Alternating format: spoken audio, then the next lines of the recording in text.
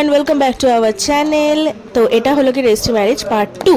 দেখতেই পাচ্ছি আমি এখানে মেহেন্দি পড়ছি। এটা হলো গিয়ে আমাদের বাড়ির অনুষ্ঠানের ঠিক আগের দিনকে, মানে রথের আগের দিন। তো মামন্দি খুব জোরজার করছিল মেহেন্দি না পড়লে হবেই না, তো সেই কারণে চলে এসেছিলাম মেহেন্দি পড়তে। আর এখানে দেখতে পাচ্ছ এটা রথের দিন সকালবেলা আমি রেডি হয়ে গেছি, যাচ্ছি আমাদের যেখানে ভেন্যু সেই জায়গাতে। তো এখানে চেয়ার টেবিল ঢুকছিল, লাইটের লোক আসার ছিল সকালবেলা। আর আগের দিনকে আমাদের এই এন্ট্রি গেটটা আর ভেতরে ব্যাকগ্রাউন্ডটা করে দিয়ে গেছিলো, তো সেটাই দেখতে এসেছিলাম যে কীরকম কী হয়েছে। একটু আধটু চেঞ্জেস করার দরকার ছিল, তো সেটা ফাইনাল টাচ দিতে কী হবে না হবে সেটাই বলতে আমি এসে গেছিলাম। আর লাইট ফ্যান তো লাগানো কথা ছিল, তো লোক আসতো, তো বাবা ছিল আর আমি বাড়ি চলে এসেছি, কারণ বাড়িতে এসে গেছিলো আমাদের গেস্ট। আমার পিসি, বাবার পিসি, পিসেমশাই, তাদের 2 ছেলে, আমার ভাইয়েরা সবাই এসেছিলো। আর বাবার সামনেই বার্থডে, সেই কারণে আমার পিসি কেক নিয়ে এসেছিলো সেলিব্রেট করার জন্য। তো দেখতেই পাচ্ছ এখানে বার্থডে সেলিব্রেট হচ্ছে। আর বার্থডে সেলিব্রেট শেষ করার পর আমরা বসে গেছিলাম লাঞ্চ করতে, কারণ লাঞ্চে কী কী ছিল দেখে নাও। লাঞ্চে ছিল পুরোটাই বাঙালি খাবার, পুঁই শাক চচ্চড়ি, মাছের মাথা দিয়ে মাছের ডাল, ভাত, আরও অনেক কিছু ছিল। তো আমি তাড়াতাড়ি করে খেয়ে নিয়েছিলাম, কারণ আমাকে যেতে হতো মামন্দির বাড়ি রেডি হতে। আর এই যে মামন্দির বাড়ি এসেই শাড়ি ফাড়ি পরিয়ে দিচ্ছে আমাকে মামন্দি, আর বসে গেছে আমার হেয়ারটা নিয়ে। আর পেছন থেকে সায়ন বলছিল যে এটা কালো ম্যাগির মতো লাগছে।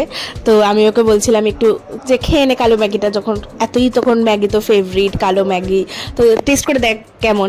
তো এই নিয়ে একটু মজা চলছিল। আর মামন্দি এখানে তাড়াতাড়ি করে আমাকে রেডি করে দিচ্ছিল, কারণ মামন্দিকেও রেডি হতে হতো। তো সেই কারণে আমাকে তাড়াতাড়ি করে রেডি করে দিচ্ছিল যাতে আমি ওখানে তাড়াতাড়ি পৌঁছে যেতে পারি। কিন্তু সেই আমাদের লেট হয়ে গেছিলো। কিন্তু মামন্দি প্রফেশনাল মেকআপ আর্টিস্ট নয়, আমি তোমাদেরকে ফার্স্টেই বলে দিই। তা সত্ত্বেও মামন্দি এত সুন্দর মেকআপ করেছিল সেদিনকে। আর হেয়ারটা তো জাস্ট মানে কথা বলা যাবে না, কোনো কথা হবে না, এত সুন্দর। আমি এখানে মামন্দিকে রোজগুলো, পেটালগুলো খুলে খুলে দিচ্ছিলাম, জিপসি দিয়ে সাজিয়ে দিচ্ছিলাম, মামন্দি বসাচ্ছিল। আর দেখো ব্যাকগ্রাউন্ড পেছন থেকে কি সুন্দর লাগছিল হেয়ারটা দেখতে।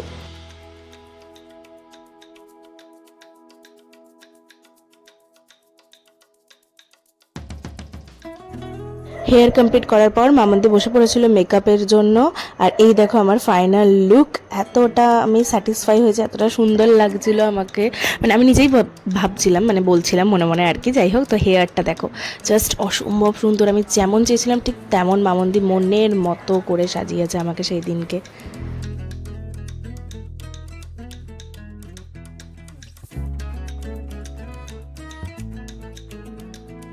তারপরে আমি উবের টোটো বুক করে মা, পিসি ঠাকুমা সবাইকে নিয়ে বেরিয়ে পড়েছিলাম ভেন্যুতে যাওয়ার জন্য। আমাদের বাড়ির কাছাকাছি ছিল, তাই টোটো বুক করেই চলে এসেছি। আর এসেই আরেকজনের দেখা পেয়ে গেছি, আর আমার সুইটি, পিয়ুষ, আমার খুব কাছের মানুষরা, তারাও সব চলে এসেছিলো।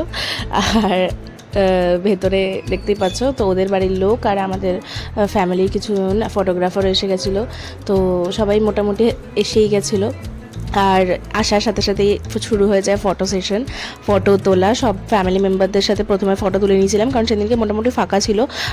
মানে আমাদের যে আশেপাশের লোকজন আসার কথা ছিল তারা একটু পরেই এসেছে, তো সেই সুযোগটা পেয়ে গেছিলাম শান্তিতে একটু ফটোগুলো তোলার। তো সেই ফটোগুলো আমি তোমাদের সাথে শেয়ার করব ব্লগের শেষে, এই ব্লগটার শেষে একদম তোমরা ফটোগুলো দেখতে পাবে। তো আর এই দেখো স্পেশাল আমার অর্ডার দেওয়া কেক। আমাদের এখানে একটা দিদি আছে যে আমার সাথে কেক শিখেছিল বানানো, আর সেই দিদিটা এতটা সুন্দর হাতের কাজ দিদির কেকের, মানে তোমরা কেকটা ওপেন হওয়ার পর দেখতেই পাবে যে কেকটা কতটা সুন্দর দেখতে লাগছিল।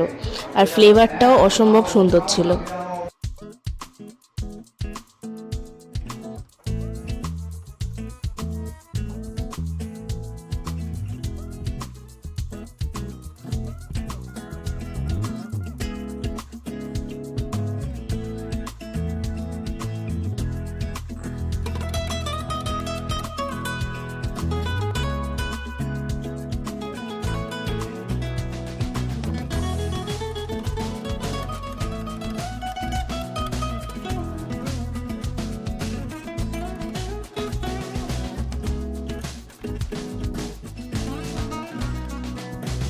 এই যে আমার দিদি জামাইবাবু, মানে আমার বড় দিদি আর জামাইবাবু তো আমাকে একটা পলার আংটি গিফট করেছে, তো সেটাই ওকে বলছিল যে পরিয়ে দেওয়ার জন্য।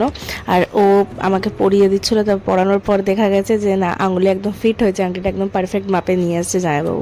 আর এই যে তোরা দিদের ফ্যামিলির সাথে আমরা ফটো তুলে নিচ্ছিলাম। তারপরে আমার ছোট্টবেলাকার স্কুলের ম্যাম রিমা ম্যাম, তো ম্যামরাও এসেছিলো, আর তাদের সাথেই ফটো তুলছিলাম। এই দেখো মামন্দি সায়নকে নিয়ে চলে এসছে, নিজেও রেডি হয়ে। আর এই যে সুদেশনা আর মামন্দি দুজনে মিলে ওকে গিফট দিচ্ছিল, যে সবাই তো আমাকে শাড়ি দিয়েছে বা আমাকে কিছু না কিছু দিয়েছে, তো ও কিছু একটা পায়নি, তো ওর কথা ভেবেই আর কি ওর জন্য পার্সোনালি গিফট নিয়ে এসেছিলো। তা আমি একটুখানি পকোড়া টকোড়া সার্ভ করে দিচ্ছিলাম সবাইকে, আর ওই সাইডে সবাই খেতে অলরেডি বসে পড়েছিল।